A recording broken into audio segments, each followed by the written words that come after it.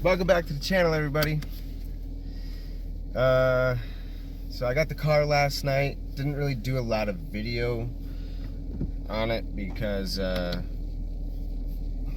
just I had a lot of things going on. We just had to go, do some stuff, basically. And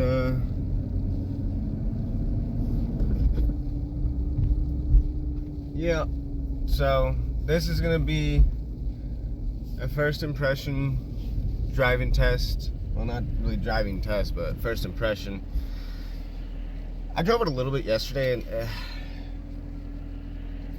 the exhaust note on this car is just super quiet. We gotta liven that up, whether it's through some axle backs or something.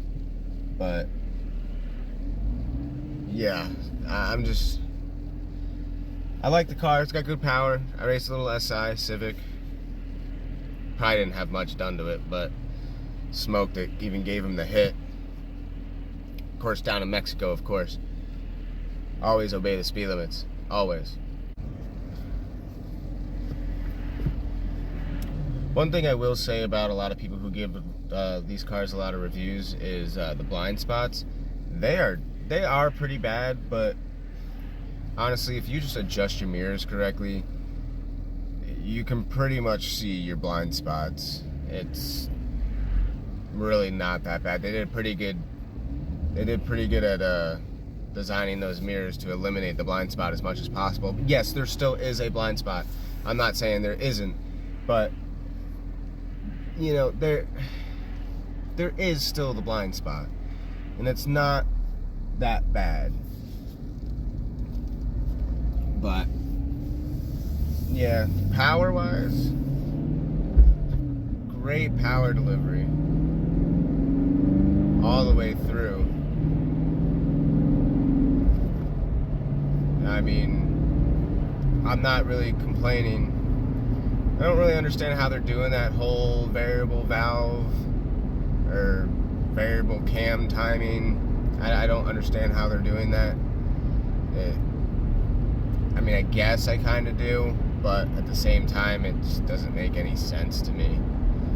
I got a GoPro in the back to let you guys hear the exhaust note a little bit. I just hope it doesn't fall off. I mean, it shouldn't, but never know. And then if it does, I will be out 300 and something bucks, and I have to go buy a new GoPro. Oh well. Like I said, it's tough. I had a Fox body Mustang a long time ago, probably like 5 years ago, and I don't know if it's the way they're doing the variable valve or the different cam. Sorry about the sunlight. I gotta get these windows tinted. That's another thing I'm doing. Getting those windows tinted next week. That's a #1 thing on my list. But like I said, I don't know if it's something how they're doing with the cam or what, but it seems very linear, the power delivery on this car, and I like that. It's a different feel. Yeah, I've never had a car that's had this much technology in it before, so for me, this is all new. Yeah, it's all new stuff for me, so it's quite interesting. Like I said, the 302, the Fox body that I had, man, that thing was just brutal. You just hit the throttle, and that thing just wham right in the back of the seat, and I mean, it was super brutal. This, it's more calm. It builds the power. It doesn't just slam you in, I don't know. I'm kind of on the fence about it. I kind of like being slammed into the back of the seat, but at the same time, I like the smoothness of this variable valve. I don't know. I'm still on the fence about that one, but everything else, yeah, it's a little difficult to see out of, but other than that, I mean, I'd like for the seating position to be a little bit higher, but I like to sit down as low as possible. I mean, I assume that's how everybody is. that drives sports cars or something like that. I mean, I guess I could put the back of the seat up a little bit more, but it's not bad. The active rev match, that's nice. I still like to do my own rev match, but you know, if you're wanting to be lazy and, you know, just wanting to not have to do all that extra work, then yeah, the active rev match is nice. Still haven't taken the plastic off my radio yet. Waiting to do that. So, but yeah, other than that, I like it. The clutch engagement's a little different. Like I said, it's I don't know if it's electronically assisted or what, but it's very, very light. Way lighter than anything I've ever felt. And I'll admit it, I stalled the car out at least like 3 times on the first test drive that I ever took on the car that I test drove before I bought this one. It was a 2SS, and I stalled it out probably 3 times just because I was not used to how light the clutch is. You just can't feel it. You cannot feel the engagement at all. I mean, I'm starting to feel it a little bit now, but when I first got in there, I was just so used to old school analog where, you know, you take your foot off a little bit, you start to feel that thing grab. So I didn't necessarily feel that right away. I'm starting to feel that now, so that's coming back to me. It's been a while since I've driven an actual stick shift car. It's been, God, let's see, my Mazda, the front end of the Mazda got torn up by that Econoline van. Oh boy. Probably, see, it's 2020. I'd say it's been about almost 3-4 years. So yeah, it was about 3-4 years that it's been since I've driven like a manual car. So it's a little different, you know, jumping from old school analog to this all electric whatever power steering. And yeah, it's just, I'm not saying I don't like it, it's just, it's different, something to get used to. But Chevy does have a very good feel on their electronic power steering. I don't feel like I'm, you know, turning nothing. It's very nice. I've been in a car, a little Toyota Corolla with the electronic steering, and that, I mean, I would just tap the wheel and that thing would just dart. And that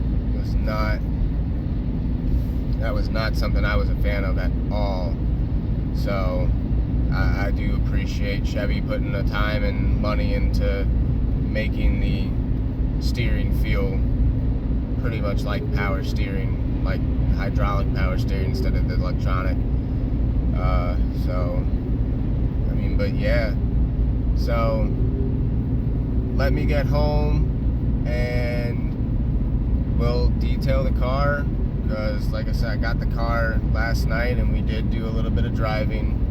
Didn't get to video that much, but so got the car with 13 miles on it. It's now got 189, and I got about another, about another 40 miles to go to the house. So it'll be about 220, 230 when we get to the house with the miles on the car. And you know, she needs a bath.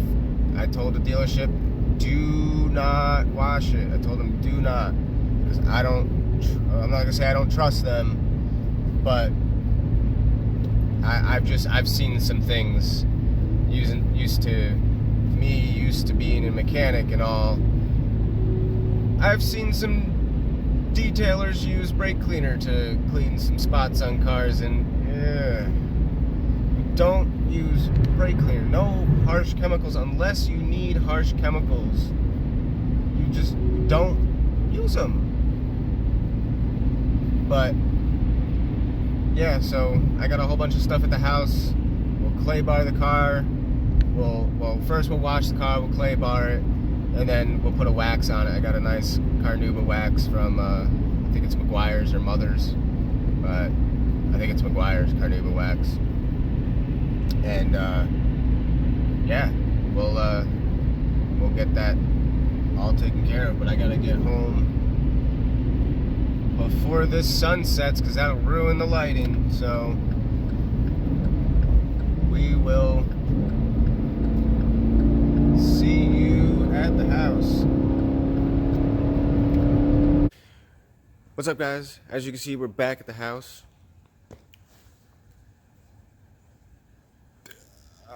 Duramax. Camaro. So we're gonna watch the Camaro. Mazda sitting right here. So we're gonna wash the Camaro. I got one bucket, so what we'll do is we'll hit the car with pressure wash it, pretty much just get all the loose stuff off, and then we'll hit the car with the foam cannon. Then we'll fill the water bucket up with the grip guard. We'll fill the water bucket up, and then we'll just do one panel at a time, and then, you know, do it that way. That way we don't contaminate the paint and scratch it up like crazy.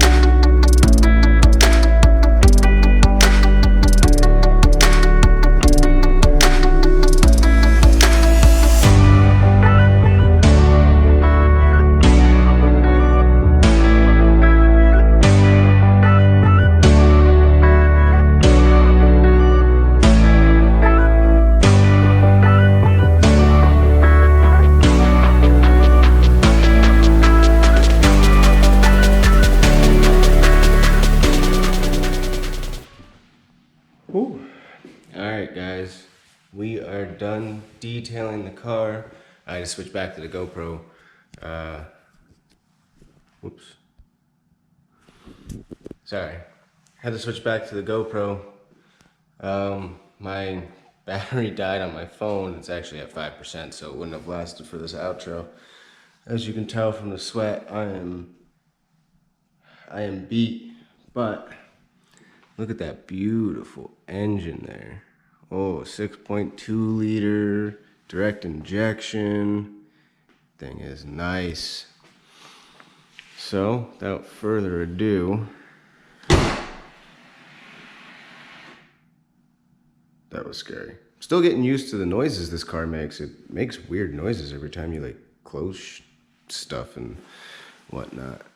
But I don't know if you can see this, but this paint looks amazing. Like, oh, mirror finish. Look, you can see me. Oh, it looks so good. Oh, by the way, who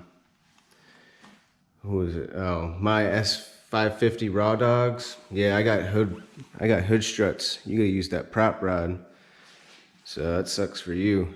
I get them stock. He just ordered them. I'm just making fun of him because he watches my videos and he's coming down in June to go to Streetcar Takeover. But yeah, it's nice. Ooh, tight fitment. Let's not hit the Mazda too hard. Ooh, I gotta figure something out car-wise with the Mazda. I don't know if I'm gonna keep it or not, but yep. But yeah.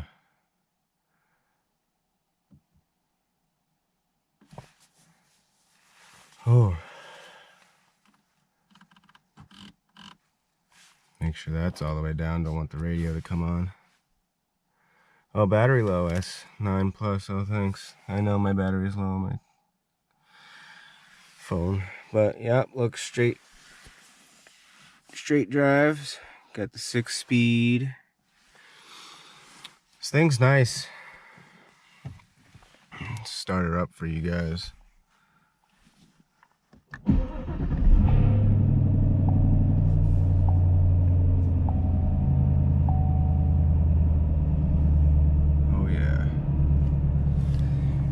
Yeah, I like this car.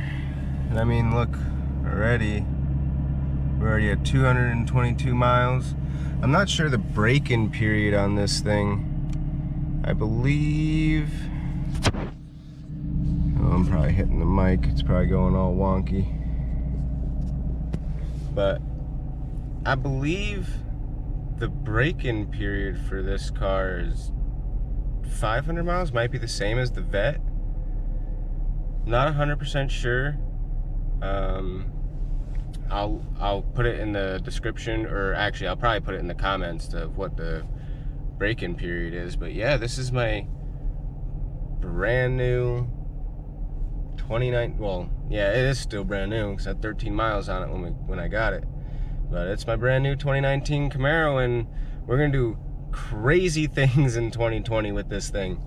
So if you guys want to see more crazy stuff, possibly some more detailing that took about, I don't know, 6 hours to do, just, you know, subscribe, hit the bell notification so you know when I upload stuff and possibly go live, and leave a comment below, and I'll see you next time. If you can dream it, you can build it.